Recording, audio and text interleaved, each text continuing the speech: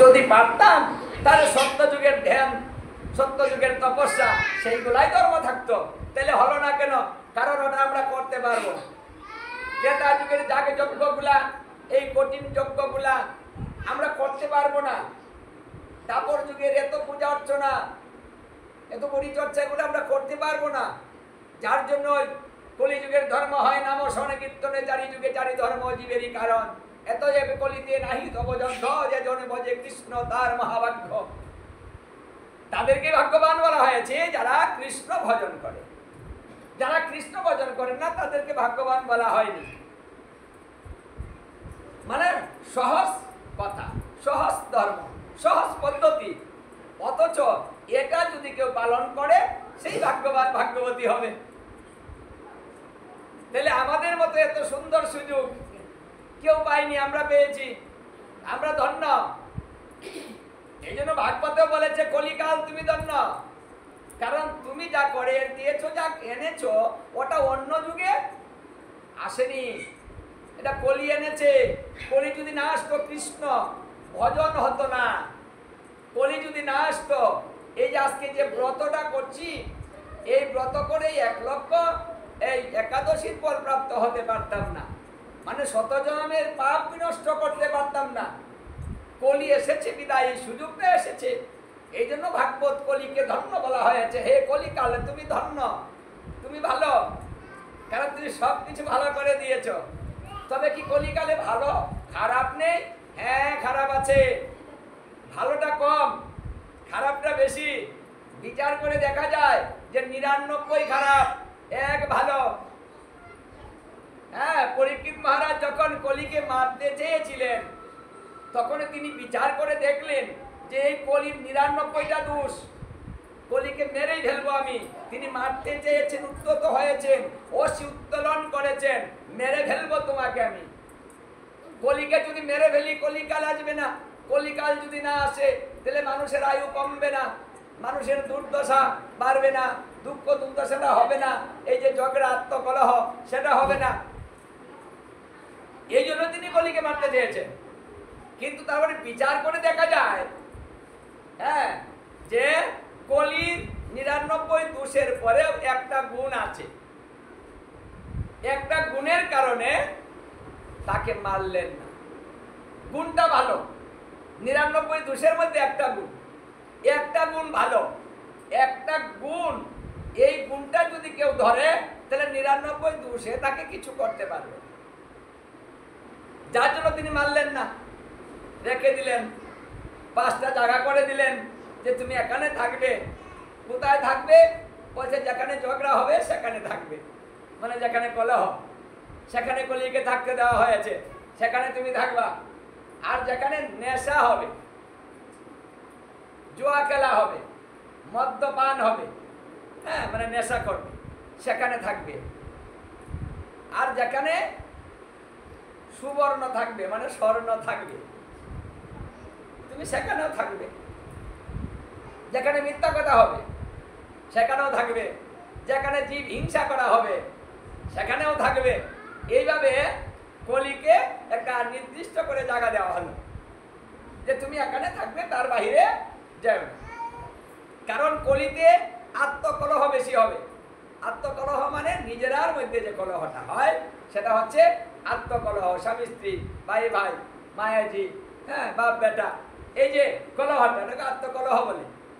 কলিকালে আত্মকলহ বেশি হবে। কেন বেশি হবে? কারণ কলি শব্দের অর্থ হচ্ছে কলহ। কলি বলছে ওটা তো আমার যুগ, এই যুগে কলহ হবে, কারণ আমি তাই করাবো। যেখানে কলহ বেশি হবে সেখানে ধর্ম হবে না। কারণ কলহ যদি হয় মন বিক্রিয়া হবে, মন যদি বিক্রিয়া হয় তাহলে ধর্ম কি দিয়ে হবে? কারণ ধর্মের মূল হচ্ছে মন। তাই মনটা যদি আমার স্থির না থাকে তাহলে আমার ধর্মটা কিন্তু ঠিক থাকবে না। মন যেখানে যাবে আমার সব কিছুই সেখানে চলে যাবে। মন লাগিয়ে ধর্ম করতে হবে, মনের উপরে নির্ভর করছে ধর্ম। তাহলে কলিকালে আত্মকলহ হবে, মন নষ্ট হবে, ধর্মটা হবে না। হিংসা আমাদের মধ্যে হিংসা বেশি হবে, ধর্ম হবে না। কারণ হিংসা তো আমরা সবাই করি। কেউ বাড়ি করলেও হিংসা, হ্যাঁ, ও করলো কি করে, তাই না? কেউ যদি সুন্দর হয়ে যায় ওটাও হিংসা লাগে, হলো কি করে? যদি বড় শিক্ষিত হয়ে যায় সেটাও হিংসা লাগে, হলো কি করে, তাই না? কেউ যদি প্রসাদ পুঁজি হয়ে যায় ওখানেও হিংসা লাগে, এটা হলো কি করে, সাধু হয়ে গেল। হ্যাঁ, মানে আপনি সুন্দর না হিংসা, আপনি চলতে পারেন না ওটাও হিংসা, মানে সব ক্ষেত্রে আমাদের হিংসা চলছে। যার জন্য আমাদের ধর্মটা সহজ, কিন্তু আমাদের মনটাকে স্থির রাখাটা হলো কঠিন। একেবারে সাধুগুরু বৈষ্ণব ধরে যার মনে অস্থির হবে তার ধর্মই বিনষ্ট হবে। সে যদি সংসার ত্যাগী হয় তবুও তার ধর্ম বিনষ্ট হয়। কারণ কলি বলেছে আমি সাধুগুরু বৈষ্ণব বিচার করব না, যাকে সুযোগ পাবো আমি তাকেই ধরব। যার জন্য সাধুগুরু বৈষ্ণব ভণ্ড প্রতারক হবে কলিকালে। এই কথাটাও ভাগবতে বলেছে, এই কথাটাও নৈমিষারণ্যের মুনি ঋষির কাছে উগ্রশ্রবা সুতমুনি বলেছেন, যে কথাটা বৃহৎ নারদীয় পুরাণের 38 অধ্যায়ে লিপিবদ্ধ আছে।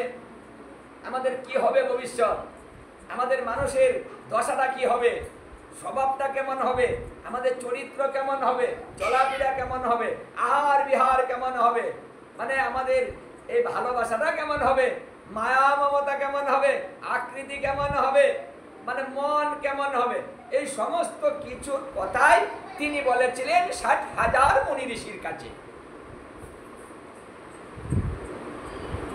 তাহলে সেখানে 60,000 মুনি ঋষি ভয় পেয়েছিলেন যে উগ্রশ্রবা সুতমুনি যা বলছেন সব খারাপ, তাহলে জীবের গতিটা কি হবে। তাই যদি হয়, গতিটার কথা শেষে বলেছেন যে আমি তো এত সময় যা বলেছি সব খারাপ বলেছি, এখন একটা ভালো কথা বলবো। একটা ভালো কথা কি? তখন বলল কৃষ্ণপদ, কৃষ্ণ ভজন, কৃষ্ণ নাম যারা এই করবে, যাদের মনটাকে স্থির রাখতে পারবে, কথা কম বলবে, কলহ কম করবে, তাদের মন স্থির থাকবে। কারণ গীতায় শ্রীকৃষ্ণ এই কথাটাই অর্জুনকে বলেছেন। অর্জুন যখন প্রশ্ন করেছে তুমি বারবার মনের কথা বলছো, তাহলে মনে যদি মেন হয় তাহলে মনটাকে আয়ত্ত করব কিভাবে, মানে মন আমার কথা মানবে, এটা কিভাবে করা যায়? তখন শ্রীকৃষ্ণ সেখানে কি উপদেশ দিলেন? বলছে হে অর্জুন, মন ঠিক করার, স্থির রাখার উপায় হচ্ছে নিরিবিলি বাস করা, মানে কথা কম বলা, একটু নিরিবিলি বাস করা। আর দ্বিতীয়টা হচ্ছে নিরামিষ আহার করা। মানে দুইটা উপায়ের কথা শ্রীকৃষ্ণ বললেন প্রাথমিকভাবে। এই দুইটা উপায় তুমি অবলম্বন করো, ধীরে ধীরে তোমার মন স্থির হবে। এটা কলিকাল, মনের অবস্থা খুবই খারাপ। কারণ চঞ্চল মন, আমরা এক জায়গায় বেশি সময় থাকতে পারবো না, এক জায়গায় বেশি সময় বসে থাকতে পারবো না, আমাদের ধারণ ক্ষমতা নেই। আমাদের ঘন্টা 2 ঘন্টা 4 ঘন্টা বসে কীর্তন শুনবেন ওটা পারবেন না, কারণ সেই মনের যে স্থিরতা ওটা আমাদের নেই। তাই আমরা এক জায়গায় বেশি সময় থাকতে পারি না। এই যে এখানে বসেছেন, মন কি স্থির রাখতে পারছেন না। এই মন চলে যাচ্ছে ওদিকে, চলে যাচ্ছে ওদিকে, চলে যাচ্ছে বাড়ির দিকে, চলে যাচ্ছে ছেলে মেয়ের দিকে, চলে যাচ্ছে রুমটার দিকে, কি জানি ঘরের নিচে কি হচ্ছে, মানে মন কিন্তু আমাদের ঘুরছে। তাহলে একটু সময় থাকতে পারি না, এত চঞ্চল মন, তাহলে এই মনের দ্বারাতে কি করে ভজন করব? যার জন্য মহাপ্রভু এসে এটাকে সহজ করে দিলেন, হরিনাম করো, মানে সহজ করলেন। একাদশী ব্রত করো, এই যে কৃষ্ণের জন্মাষ্টমী করো, রাধা অষ্টমী করো, মানে সহজ করো, আসদা সর্বদা হরিনাম করো, মানে এটাই হচ্ছে আমাদের এবারের ভজন।